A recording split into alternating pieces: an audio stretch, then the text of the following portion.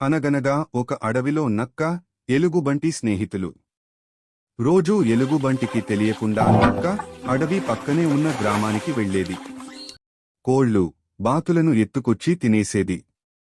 ఒక రాత్రి కోడిని పట్టుకుని వస్తుండగా ఎలుగు చూసింది. మిత్రమా, నువ్వు అలా ఇళ్లలోకి చొరబడి కోళ్లను ఎత్తుకురావడం నీకే ప్రమాదం అంది. నువ్వు ఈరోజు చూశావు. కాని చాలా రోజుల నుంచి ఇలాగే తెచ్చుకుని తింటున్నాను. ఎప్పుడైనా ఏమైనా అయిందా అంటూ వెటకారంగా నవ్వింది నక్క. ఆ ఊరి వాళ్ల కంట్లో పడితే మాత్రం నిన్నెవరూ కాపాడలేరు, జాగ్రత్త.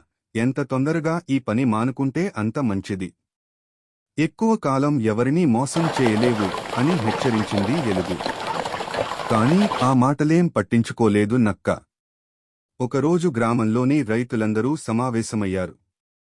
ఊళ్ళో కోళ్లను, బాతులను మాయం చేస్తున్న దొంగలను ఎలాగైనా పట్టుకోవాలి అనుకున్నారు.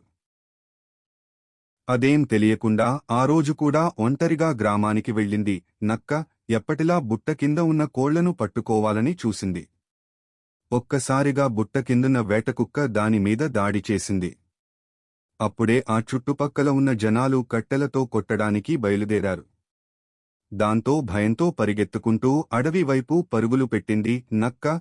ఒంటినిండా గాయాలతో వచ్చిన దానికి ఎలుగు ఆకు పసరు రాసింది. పెద్దగా ఎవరూ పట్టించుకోరేమో అనుకున్నాను.